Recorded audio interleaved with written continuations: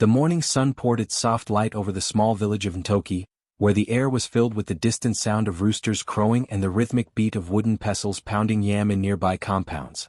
Among the cluster of huts, one stood at the far end, quiet, cracked at the walls, and slightly leaning as if it too carried the weight of sorrow. This was where Mama Nene lived, a woman once strong, once full of laughter, now reduced to a whisper of her former self. Every dawn, she rose before the sun, sweeping the small patch of earth in front of her hut with her old broom made of palm fibers. The act was more than cleaning, it was ritual, a way of reminding herself that she still had purpose, that the world had not forgotten her entirely. Her bones creaked, but her heart carried on, stubborn and kind. She moved slowly that morning, the fabric of her wrapper faded from years of wear. Her eyes, though dimmed with age, still held a softness that came from a life of giving. Beside her small hut, a three-stone fireplace smoldered. A pot of watery porridge bubbled faintly, her breakfast and lunch combined. There was no meat, no spice, just maize and hope. She stirred it quietly with a wooden spoon, humming an old lullaby she once sang to her children. But those children, her pride, her life, were nowhere near her now. They had gone to the city years ago, promising to return for her when they made it. In the beginning they sent letters, sometimes even a little money wrapped in old newspaper. But as the years stretched on, the letters stopped and silence became her companion. Still she never cursed them. She kept a small calabash bowl beside her bed where she placed little offerings, a few grains, a tiny bead, a leaf, praying for their health and success. "May the world not swallow my children," she would whisper each night.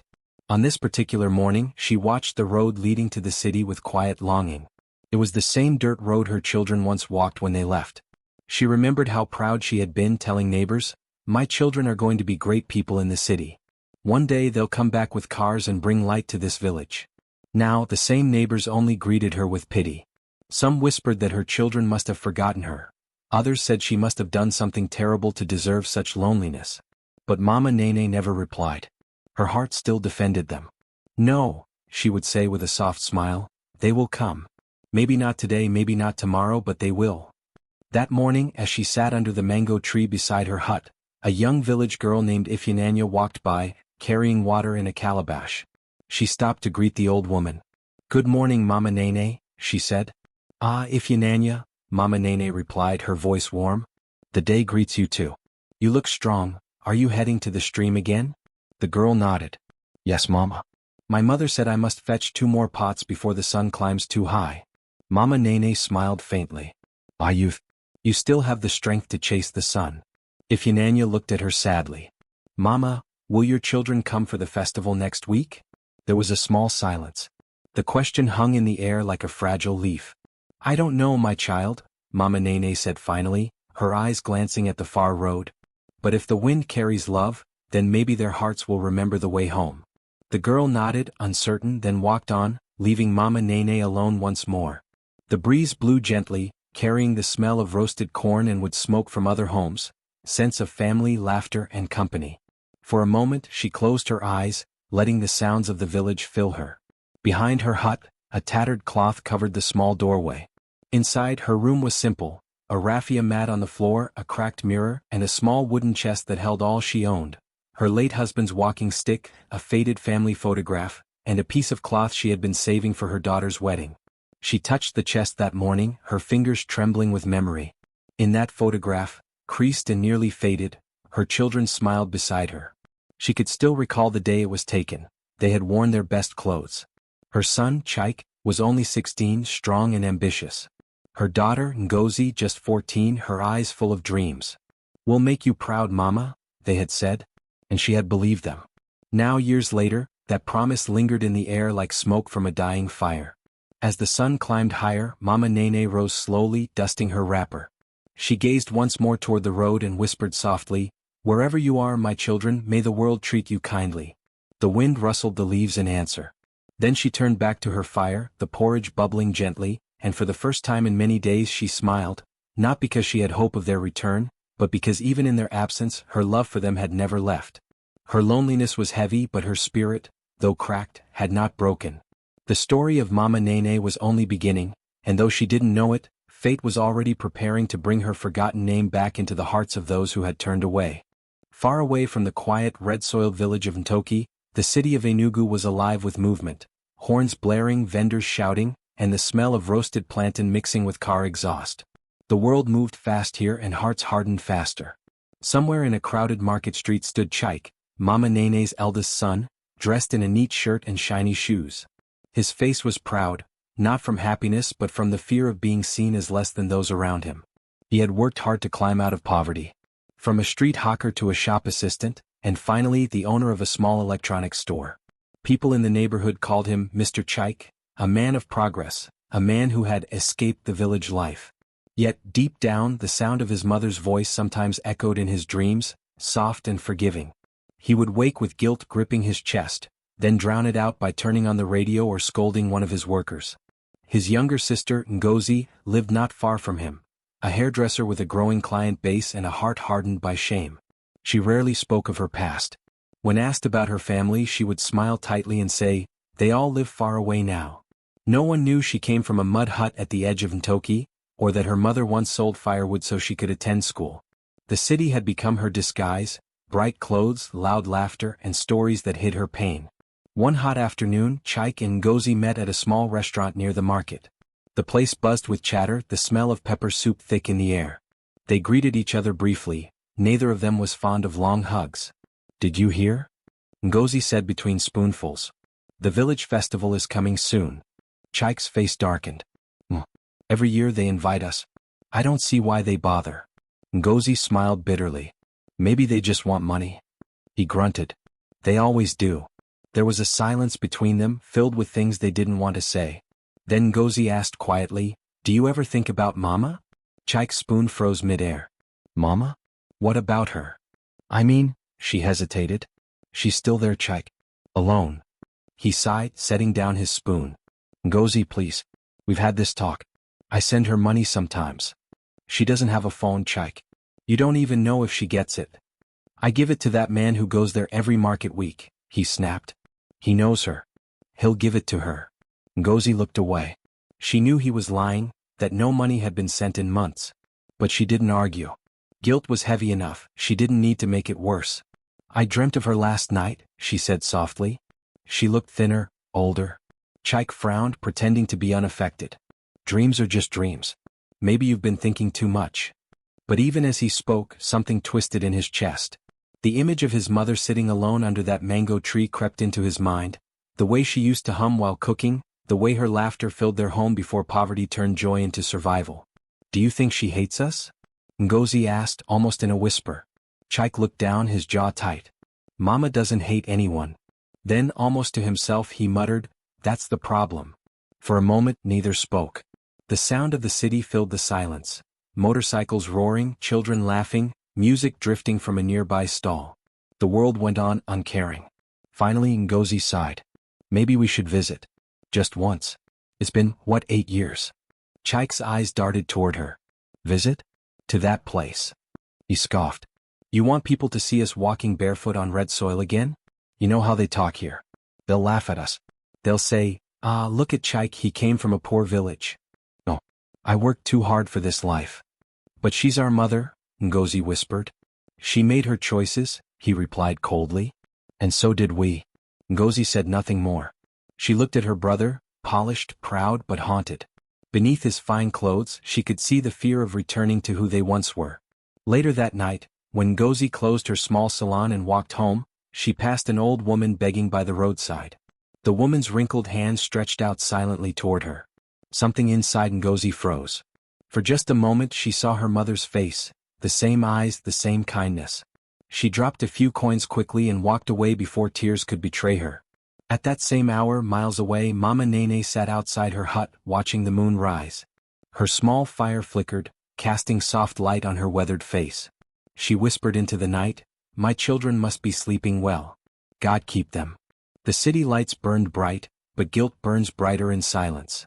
And though neither Chaik nor Ngozi said it aloud, both of them, that night, heard the same voice in their dreams. "Do not forget where you came from." The storm of regret had begun to gather, far beyond their knowing. The annual festival of returning was the grandest celebration in Toki. Once every year, sons and daughters who had left the village for the city came back home to give thanks, dance, and honor their ancestors. It was a time when drums echoed through the night, when masquerades filled the roads with color, and when the scent of roasted yam and palm wine floated in the air like a memory of joy. For Mama Nene, the festival had always been her favorite season. It reminded her of when her children were young, running barefoot, laughing and dancing around her as she cooked. In those days she would save for months just to buy them new clothes for the celebration. But now she had no one to dress, no one to cook for. Still, she prepared as best she could. That morning she swept her compound carefully and decorated the front of her hut with fresh palm leaves. She boiled yam, cooked a small pot of vegetable soup, and even brought out a small stool by the mango tree, just in case her children came back this year. Hope, after all, was the only thing she had left. Her neighbors, however, whispered among themselves as they watched her work. "Does she still expect them?" one woman murmured, shaking her head. "Ah, that poor woman," another replied. "Her children are rich now. They've forgotten this village." "Still, she cleans and waits every year," an old man added, sighing. "That's what a mother's heart does. It waits even when the world has stopped." Mama Nene heard their words, but she said nothing. Her hands moved slower as she placed the pot over the fire. She had no bitterness, only quiet sadness.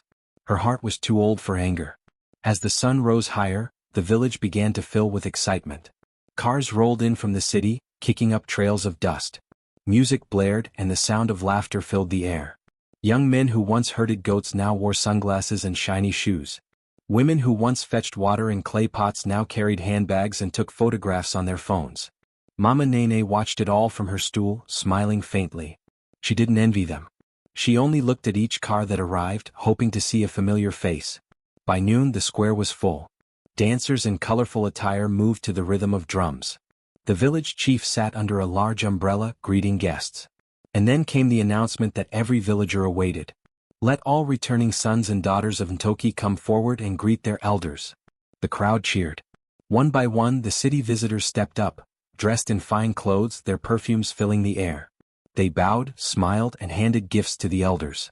From her seat at the edge of the square, Mama Nene's eyes scanned every face. And then, her heart stumbled. It was them. Chaik and Gozi. Her breath caught. She blinked twice, thinking her eyes deceived her. But there they were, her son in a crisp white shirt, his wrist gleaming with a golden watch, and Gozi in a beautiful flowing dress. They stood near the front, laughing lightly with other city folk, pretending not to notice her. Her hands trembled. She wanted to run to them, to hold them close, to tell them she had missed them beyond words. But something stopped her. It wasn't pride. It was fear, fear that the love she still carried in her chest would not be returned. So she watched quietly. Her lips moved in a small prayer. "Thank you, Lord. They are alive. They are safe. That is enough." The drums grew louder and people began to dance. Mama Nene smiled as her eyes filled with tears. Even from a distance she was proud, proud that her children had become what she always dreamed for them. She clapped softly in rhythm with the music. But as the celebration went on, the whispers began again. "Those are Mama Nene's children, right?" one woman whispered behind her. "Yes," another replied, her tone sharp. "But look, they haven't even gone to greet her." An older man sighed. "Children these days forget the womb that carried them." The words pierced like thorns, but Mama Nene kept her smile. She told herself maybe they hadn't seen her yet. Maybe they would come later. When the festival feast began, the villagers gathered around the long wooden tables, sharing laughter and food. Mama Nene sat quietly under her mango tree waiting. Every time she heard footsteps, her heart leapt, but they never came her way. Instead, she saw her children surrounded by people, taking pictures and handing out small gifts. They spoke to the chief, greeted old friends, but their eyes never once turned to where she sat. As dusk approached, she finally rose and walked slowly toward them. Her steps were unsure, her hands trembling. She stopped just a few meters away and whispered, "Chaik? Gozi." They both froze. Chaik turned first, his smile fading instantly. His eyes darted nervously toward the people around him. "Mama," Ngozi breathed softly, guilt flooding her face. But Chaik's voice came quickly, sharp and low. "Not here, Mama. Please. People are watching." For a moment the world seemed to stop. The drums faded in her ears. All she could see was her son's cold face and her daughter's shame-filled eyes. She nodded slowly. Forgive me. I did not mean to shame you." Her voice cracked, but her dignity held. She turned and began walking back toward her hut. The crowd parted silently as she passed, some looking away, others watching with pity. Behind her, Ngozi began to cry softly, but Chaik only looked down, unable to move. That night, as fireworks lit up the sky above Ntoki, Mama Nene sat alone in the dark. The festival drums echoed in the distance, the same drums that once made her dance. She smiled faintly through her tears and whispered to the wind, "Even if they don't see me, I still see them. That's enough." But fate had already started weaving its next thread, one that would bring every hidden shame into the light. The morning after the festival dawned with a stillness that felt heavy. The drums had gone silent, the laughter faded, and the village square was littered with palm leaves and broken gourds from the night's revelry. But inside Mama Nene's hut, the air carried the quiet ache of disappointment. The pot of yam she had cooked for her children sat untouched, now cold and gray. She had slept little that night. Each time she closed her eyes, she saw Chaik's face, his eyes darting in shame, his voice pleading, "Not here, Mama. People are watching." The words replayed in her head like a curse. Yet, instead of anger, she only felt sorrow, not for herself but for the emptiness in his heart. Still, she began her day the same way she always did, sweeping the yard, lighting the fire, and singing softly to herself. To the villagers who passed by, she greeted them with a smile, though her eyes betrayed the weariness inside. By midday, the festival crowd began to leave. Cars lined up along the dusty road as city visitors waved goodbye. In one of those cars sat Chaik and Ngozi, both silent as the driver loaded their luggage. Ngozi turned to her brother. "We should go to her, Chaik," she said, her voice trembling. "We can't just leave like this." Chaik adjusted his wristwatch, avoiding her eyes. "Ngozi, please. You saw the people there. What would they have said if we went to her hut? That we came from poverty? That we lied about our background? You don't understand how this city life works." "I understand enough to know shame when I feel it," she snapped softly. "And I felt it last night, not because of Mama but because of us." He sighed heavily. "You're being emotional. We'll visit later. Maybe during the dry season." But they both knew he didn't mean it. The driver honked and the car began to roll forward. As it passed by the path leading to their mother's hut, Ngozi turned to look out the window. For a brief moment she saw her, standing quietly under the mango tree, watching the car with tired eyes, her hands clasped in front of her as though in prayer. Tears blurred Ngozi's vision. "Stop the car," she whispered. Chaik stiffened. "Don't." Her hand gripped the door handle, but she hesitated. Her heart ached to run to her mother, but her fear of breaking the illusion she'd built in the city, froze her still. The car rolled away and Mama Nene disappeared behind a trail of dust. Back in the city, the siblings tried to bury their guilt in noise. Chaik threw himself into work, barking orders at employees, convincing himself that success justified sacrifice. But at night, his dreams betrayed him. He saw his mother's eyes, calm, forgiving, and full of pain. Ngozi too struggled. Her customers noticed the change, her usual laughter replaced by silence. One afternoon, while plaiting a client's hair, she accidentally cut the braid too short. "You're not yourself, Ngozi," the woman said. "What's troubling you?" Ngozi forced a smile. "Just tired, that's all." But as soon as the woman left, she sat alone in the empty salon, staring at her hands. "I'm tired of pretending," she whispered. Meanwhile in Toki life went on. But something in the village had shifted. The story of the festival, how Mama Nene's own children had refused to acknowledge her, spread like wildfire. Some villagers pitied her, others mocked quietly. One afternoon as she fetched water from the stream, two young women whispered loud enough for her to hear. "She waited for them all night, you know," one said. Imagine. Her children came in big cars but couldn't even greet her. The other laughed. "City people forget where they came from. Let her learn to be proud of herself only." Mama Nene didn't react. She simply smiled faintly and said, "At least they are alive. That is all that matters." Her dignity disarmed them and they fell silent. But that evening when she returned home, she sat before her dying fire and let her tears fall freely for the first time in years. "I carried them in my womb, I fed them with my hands, I prayed over their sleep," she whispered. "How can the world turn a mother's love into shame?" A few weeks passed. Then news began to travel. One of Chaik's business partners had disappeared with his money, leaving his shop in chaos. Chaik's trusted worker betrayed him, selling his stock in secret. His name, once respected, became a subject of gossip among the traders. He spent sleepless nights trying to recover what was lost, but misfortune followed him like a shadow. At the same time, Ngozi's salon caught fire one evening after an electrical fault. Though no one was hurt, her equipment and savings burned to ashes. The city that once crowned them now showed no mercy.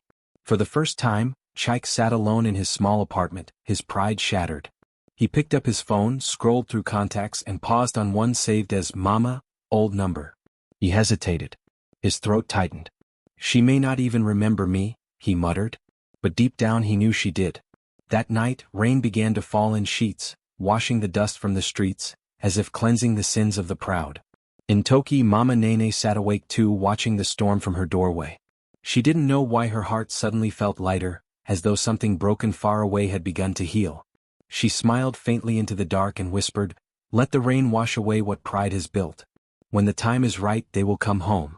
And though the thunder rolled across the night sky, her words floated softly, a prayer carried by the wind toward her children, who were now learning what pride truly costs. The city that once glittered for Chaik now seemed to mock him. The streets were still loud and busy, but to him the rhythm had changed. The horns sounded harsher, the people colder, and every billboard of smiling faces felt like a cruel joke. It had been 3 months since his downfall began. His business, once a growing empire, was now a hollow shell. The partner who fled with his money had left unpaid debts that dragged Chaik into endless meetings with angry suppliers. His employees, once loyal, abandoned him when salaries stopped coming. He stood one morning in front of his shop, the shutters half closed, paint peeling from the signboard that once carried his name proudly, Chaik and Sons Imports Ltd. A beggar woman passed by, singing softly for alms. He looked away, shame burning his chest. Inside, the air smelled of dust and emptiness. He sat behind his old desk, staring at piles of letters, final warnings, overdue bills, court notices. He ran a trembling hand through his hair. "How did it come to this?" he muttered. "After everything I sacrificed." But deep down he knew the answer. He had built his empire on pride, the same pride that made him turn away from his mother's eyes at the festival, the same pride that made him believe success was proof of worth. That night he returned to his apartment, now stripped bare of furniture he'd sold to pay debts. The fridge was empty except for a single bottle of water. He sat in the darkness, phone in hand, scrolling through old photos, his mother in the village, smiling with firelight on her face. The photo was years old, taken before he left for the city. His throat tightened. He whispered, "Mama," but no sound came out after that. Meanwhile, across the city, Ngozi's world had collapsed too. Her once bustling salon stood in ruins. The fire had taken everything, mirrors, chairs, hairdryers, everything she'd worked for. She had tried to start again, but customers didn't return.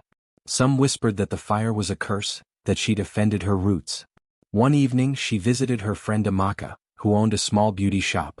"Please, Amaka, just let me work here for a while," Ngozi pleaded. "I'll take whatever you can give me. I just need to survive." Amaka looked at her with pity.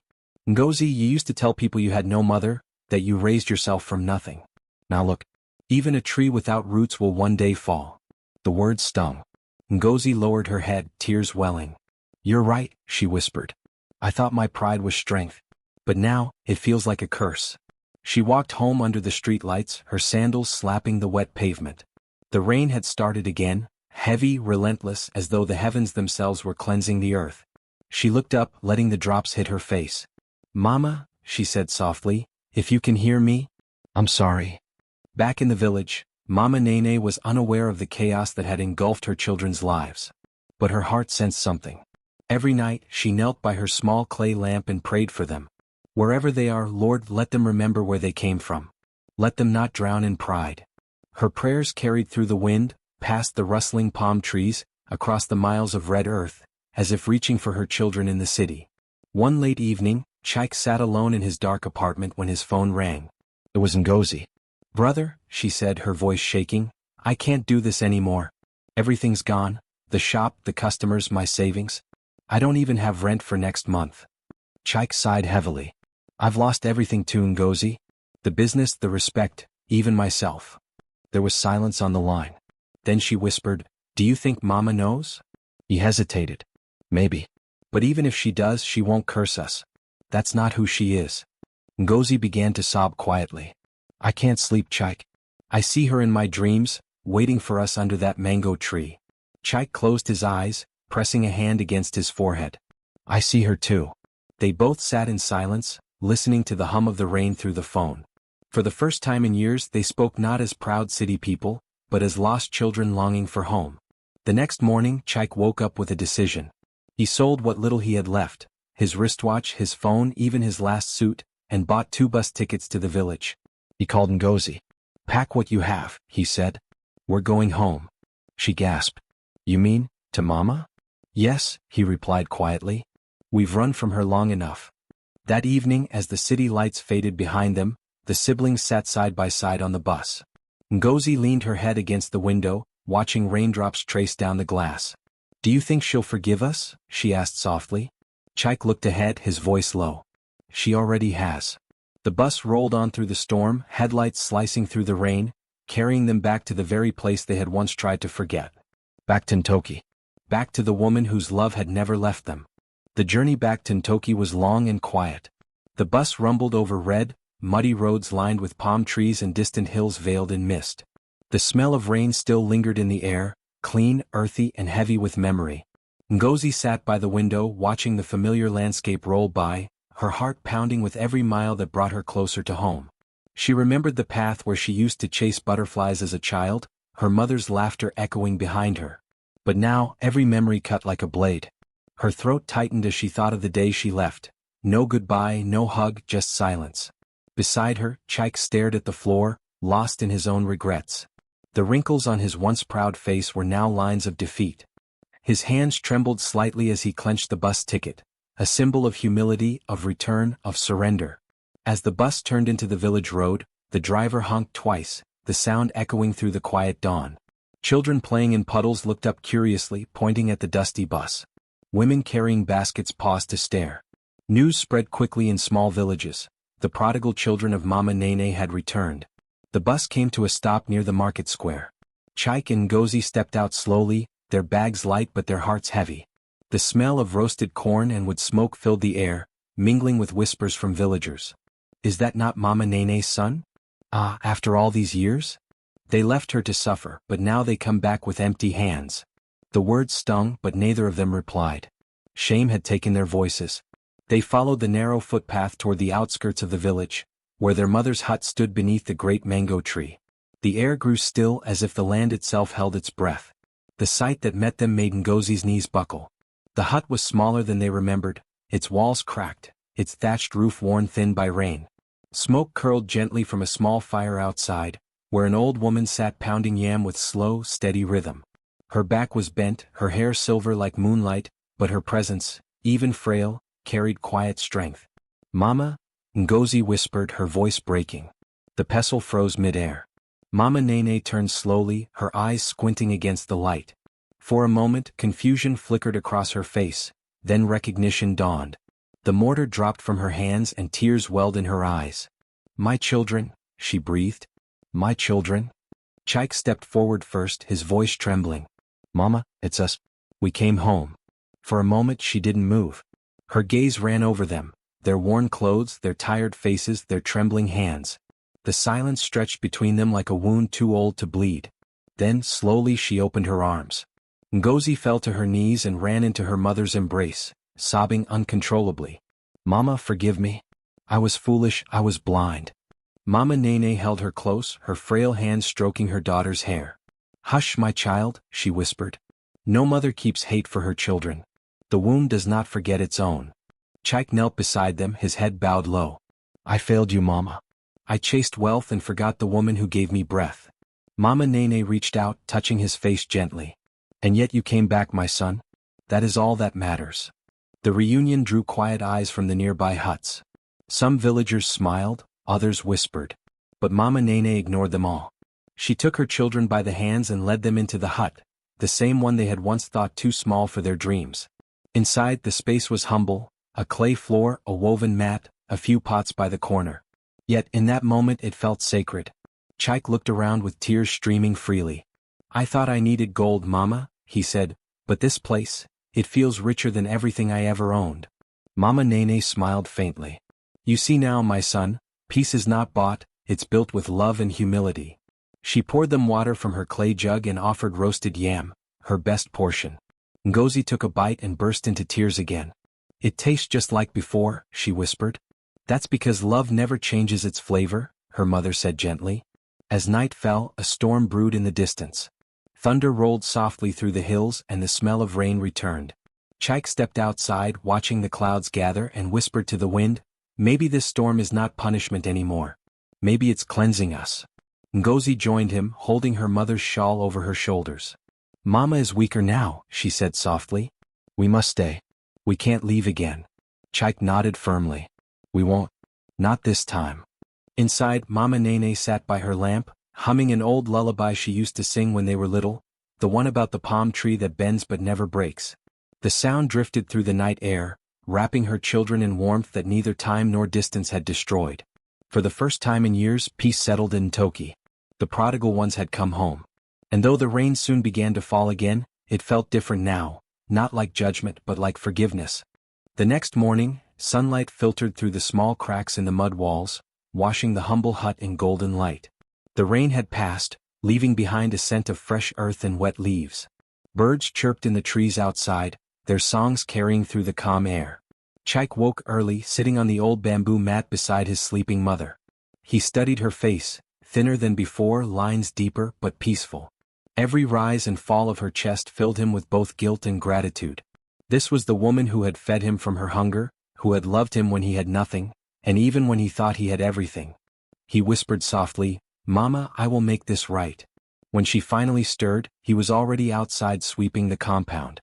The broom scratched against the earth, clearing fallen leaves and debris. The neighbors watched from afar, whispering among themselves. "Is that not Mama Nene's son?" one murmured. "He's sweeping? That proud man from the city?" another said, surprised. "He has changed," an old woman added quietly. The storm humbled him. By mid-morning, Ngozi joined him. She carried a small basket of yams she had bought from the market with their last money. Her hair was tied back neatly, and though her clothes were plain, she wore them with quiet dignity. "Mama is awake," she said softly. "She asked for you." Chike nodded, wiping sweat from his brow. Together they entered the hut, where Mama Nene sat by the doorway wrapped in a faded wrapper. Her eyes were soft, her voice gentle. "You two are up early," she said with a faint smile. "The sun must have missed you." Chike laughed quietly, the first genuine laugh he had let out in months. "We're going to fix the roof today, Mama. The leaks must stop before the next rain." Mama Nene looked at them both, her heart swelling with pride. "You're home now," she said simply. "That is more repair than I could ask for." Throughout the day the siblings worked side by side. Chike climbed to patch the thatch, his hands blistered but steady. Ngozi cleaned the walls and spread new mats inside. The villagers, curious and moved, began to approach. Old Baba Obi, who once lent Chike money before he left, walked up and said, "You have returned to the soil that raised you. Let me help." He brought a bundle of palm fronds. Before long, more villagers joined, some carrying clay, others ropes or food. The work became a small celebration. Laughter mingled with the hammering of bamboo and the rustle of palm leaves. By sunset, the hut looked new again, not grand or rich but strong, warm, and full of life. As the sky turned orange, Mama Nene stood outside, leaning on her cane, watching her children laugh with the villagers. Her heart swelled. The people who once pitied her now greeted her with respect. "Mama Nene," someone called. "Your house is brighter than before." She chuckled softly. "It's not the walls that shine," she said. "It's the hearts inside." Chike approached, his shirt soaked in sweat, his smile boyish again. "Mama, come see," he said proudly. "We finished it." Mama Nene walked to the doorway and looked around. The new roof glistened in the fading sunlight, the walls freshly smoothed, and the small compound swept clean. She placed a trembling hand on his arm. "This is good, my son. But the true repair is here." She pointed gently to his chest. "And here." She touched Ngozi's heart. Ngozi knelt beside her, tears glistening. "Mama, I wish we had never left." Mama Nene shook her head slowly. "Sometimes a seed must be buried deep before it grows strong. You left to learn, my daughter, and you returned to teach others what you learned." That evening they sat together outside the hut, the stars twinkling above the dark sky. The fire crackled as Chike roasted corn, and Ngozi sang softly, an old lullaby their mother used to hum. Villagers passed by, greeting them warmly. One young boy stopped and said, "Uncle Chike, when I grow up, I want to be like you, strong and kind." Chike smiled sadly but with pride. "Then remember this, little one. Strength is not how high you stand but how gently you lift others. Mama Nene watched her children in silence, her eyes moist but shining. She felt the presence of her late husband in the wind as if his spirit whispered, "You see, Nene? Our children have found their way home." She looked at the rebuilt hut, at the laughter surrounding her, and at the peace that had returned after so many years of sorrow. Her heart whispered a prayer, not for wealth but for gratitude. That night, before they slept, Chaik placed his mother's hands in his. "Mama," he said, "from tomorrow we start a small trade. We'll farm cassava, sell at the market. I will never let you go hungry again." Ngozi nodded eagerly. "And I will reopen a small salon in the village. No more city lies, just honest work." Mama Nene smiled softly, her eyes glistening with tears of joy. "My children," she said, "you have paid your debt. But love, true love, was never a debt to begin with." The night breeze brushed gently through the open window. For the first time in years they all slept soundly, their hearts light, their souls free. The storm had indeed passed. And from its ashes a family had rebuilt itself, not with wealth but with love. Morning in Toki carried a new kind of music, one that came not from drums or flutes, but from laughter, voices, and the rhythm of mended hearts. The rooster crowed, children ran barefoot across the wet soil, and smoke curled lazily from huts as women prepared breakfast. In the middle of it all, Mama Nene's compound had become a place of quiet wonder. For years, it had stood as a symbol of loss and shame, but now, it was the center of hope. The same villagers who once whispered pity or scorn now came with greetings, food, and stories. Old Mama Obi came with a calabash of palm wine. "Your children have brought sunshine to this village again," she said, grinning. "Even the soil seems happier." Mama Nene laughed softly. "When hearts are healed, even the land breathes easier." She turned her gaze toward her son and daughter. Chaik was already by the field, tilling the soil with a wooden hoe, his sweat glistening under the bright morning sun. Beside him, Ngozi was setting up a small wooden stand near the path, a simple place where she could braid hair, sell combs, and chat with the women passing by. Her laughter filled the air like a song that had been missing for too long. Every time villagers walked by, they couldn't help but stop and watch. "Ah, see Mama Nene's children," one woman said.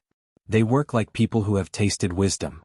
"They went far but found what really matters," another added, nodding. Chaik heard their words and smiled faintly. Once, those same voices had made him feel small. Now they reminded him of how far he had fallen, and risen again. By midday the sun burned high and Chaik set down his hoe to rest. Mama Nene brought out a wooden bowl of water and some roasted yam. "Eat, my son," she said. "You've worked enough for the morning." Chaik smiled. "I'm not tired, Mama. Work feels different now. It feels pure." Ngozi joined them, her hands covered in palm oil. "Mama, I've already had 2 customers today. And they paid me with cassava and soap." Mama Nene chuckled. "That's how it begins, my daughter. Wealth is not always counted in coins." She looked at her children, grown, humbled, radiant, and her heart filled with peace. As days turned into weeks, word of their return spread beyond Ntoki. People from neighboring villages came to hear the story, the tale of a mother abandoned but not broken, of children who left in pride and returned in grace. One afternoon, the village chief himself came to visit. He was an old man with wise eyes and a deep voice that carried authority. "Mama Nene," he said, bowing slightly, "your story has reached my ears. Many mothers in this land have suffered from children who forget them. You have given us all hope that forgiveness still lives in this world." Mama Nene smiled humbly. "Chief, I only did what a mother must do, to love even when the heart is bruised." The chief turned to Chaik and Ngozi. "You two have honored your mother well. From today, let your family's compound be known as the House of Return. May every child who strays remember there is a road back home." The villagers cheered, clapping and ululating. Chaik bowed deeply, his eyes glistening. "Thank you, sir. We will live to make that name true." Ngozi wiped her tears, her smile trembling. "If one lost soul finds their way because of our story, then all our pain was worth it."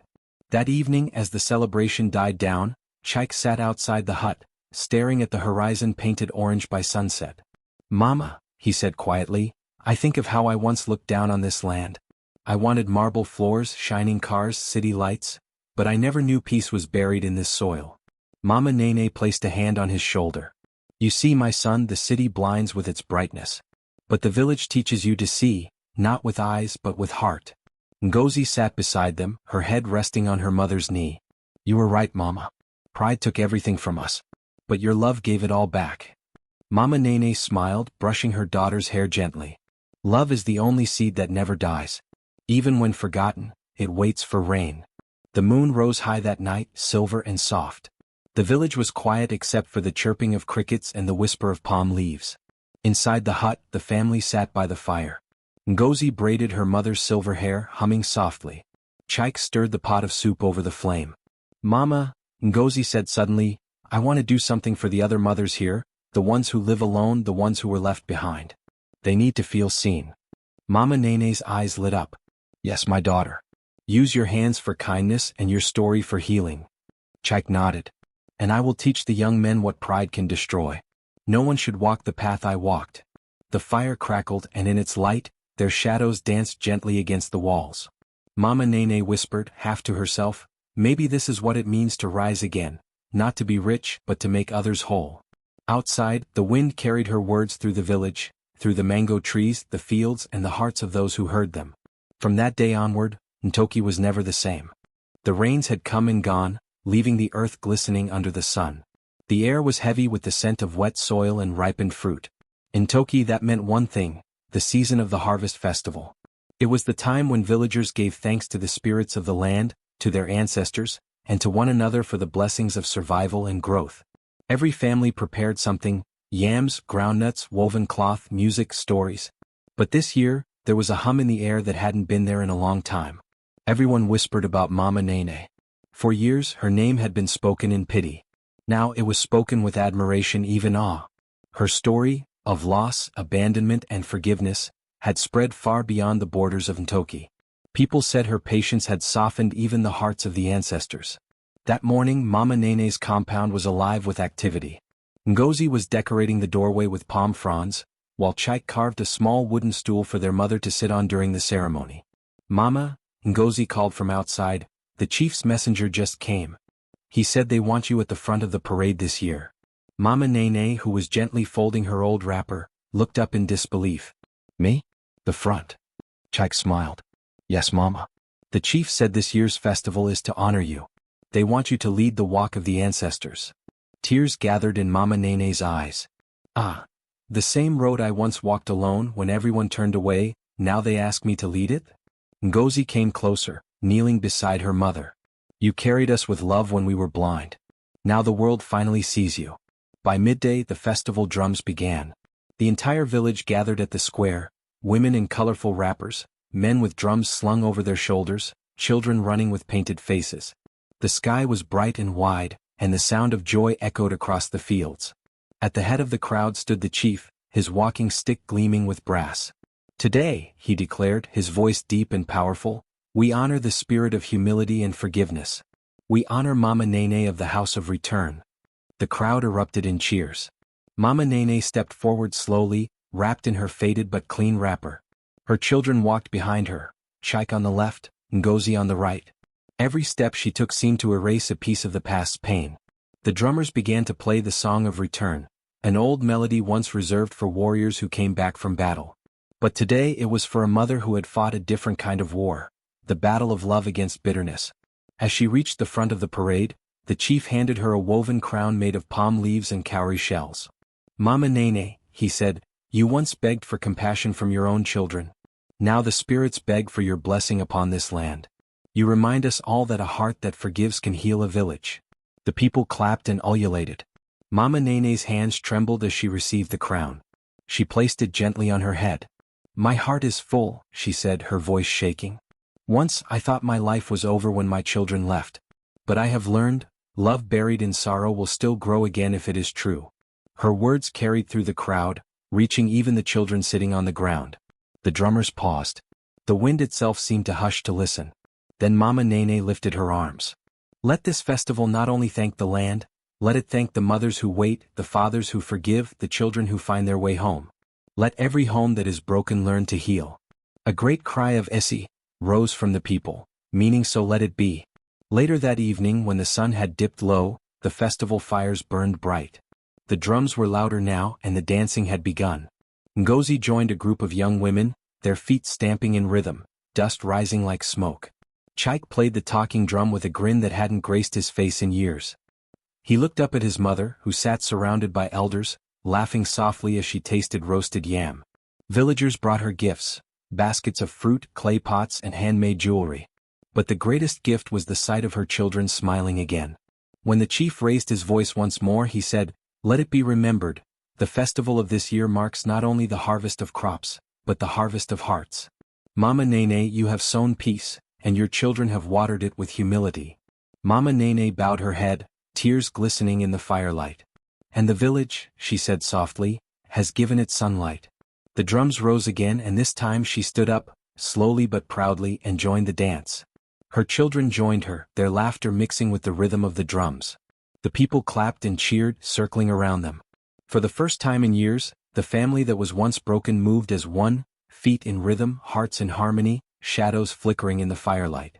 And high above them the moon watched, silent, knowing, eternal. Years passed.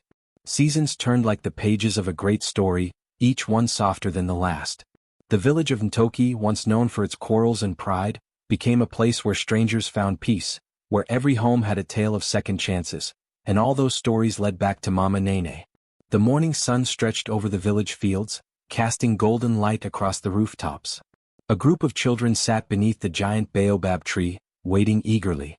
At their center sat Ngozi, now grown, her face radiant with calm strength. Her voice carried the warmth of memory as she told the story they loved most. "Long ago," she began, "there lived a mother whose children left her behind when the world turned against her. She begged, she wept, but she never cursed them. The gods tested her heart and she passed." One little boy leaned forward, eyes wide. "And what did the gods do then, Auntie Ngozi?" Ngozi smiled, her eyes glistening. "They gave her back everything she lost, but this time with peace in her soul. She became the mother of the whole village." The children clapped and cheered. Up on the hill, Mama Nene sat outside her small hut, older now but still graceful. Her once gray hair was wrapped neatly in a scarf, and her eyes, though wrinkled with age, shone with the same kindness that had once saved her family. She could hear Ngozi's voice echoing through the air, and she smiled. Chike appeared from the path, carrying a basket of mangoes. "They're still telling your story, Mama?" he said, setting the basket down beside her. Mama Nene laughed softly. Then I must still have something left to teach." He sat beside her, gazing at the horizon. "You've taught us all, Mama. You turned shame into honor. You turned our guilt into strength." She looked at him with eyes full of affection. "No, my son. I only showed you where love hides, in the places pain once Saturday." That evening the village council gathered. A visitor from a neighboring land had arrived, a young woman richly dressed, speaking of trade, but humbled when she saw how the people treated Mama Nene. "Who is that elder?" the woman asked the chief in curiosity. The chief smiled proudly. "That is Mama Nene, the woman whose forgiveness rebuilt this village. When her own blood abandoned her, she blessed them instead. And through her blessing, Ntoki found its spirit again." The young woman bowed deeply. "Such hearts are rare in this world. May I greet her?" She approached slowly, bowing before Mama Nene. "Great Mother, I came seeking trade, but I found wisdom. Your story will travel with me." Mama Nene took her hand gently. "Then carry it with grace, my child. Forgiveness is not weakness, it is strength dressed in silence." The woman nodded, tears in her eyes. "May the world learn from you." Days turned into months, and the rhythm of Ntoki continued. Children laughing, women weaving, drums echoing through the evening air. The Festival of Return became a yearly tradition, each one dedicated to mothers who endured. Songs were written in Mama Nene's honor. Dancers performed her story around the great fire. But as her years grew long, her body began to tire. One quiet dawn, as the first light crept into her room, Ngozi found her mother sitting by the window, staring at the horizon. "Mama," she said softly, "you've been awake all night again." Mama Nene smiled faintly. "I was listening to the rain. It sounds like laughter today." Ngozi knelt beside her, holding her hand. "The people are coming to see you. They say the festival won't begin until you bless the drums." Her mother's eyes glimmered. "Then let them bring the drums here. I will bless them from where I sit." The drums were brought, polished, sacred, their hides shining in the morning light. One by one, elders entered her hut, kneeling in respect. Mama Nene placed her wrinkled hands upon the drums. "Let these sounds remind us, even when hearts are broken, they can still make music." The crowd outside murmured in reverence. That night as the moon rose high, the people danced once more. But inside the small hut on the hill, Mama Nene closed her eyes for the last time. Her lips curved into a peaceful smile, and the faint sound of drums filled her fading breath. Ngozi and Chaik held her hands as the night wind passed through the window. She left the world the same way she lived in it, Chaik whispered, in peace. Years later. At the center of the village now stands a statue of Mama Nene, carved from smooth stone, her palms open, eyes gazing toward the horizon. Every year, children lay flowers at her feet, and women bring baskets of fruit. The elders tell travelers, here lived a mother who turned betrayal into blessing. Ngozi became a teacher, sharing her mother's lessons with every new generation. Chaik helped rebuild neighboring villages, often saying, I carry her spirit wherever I go.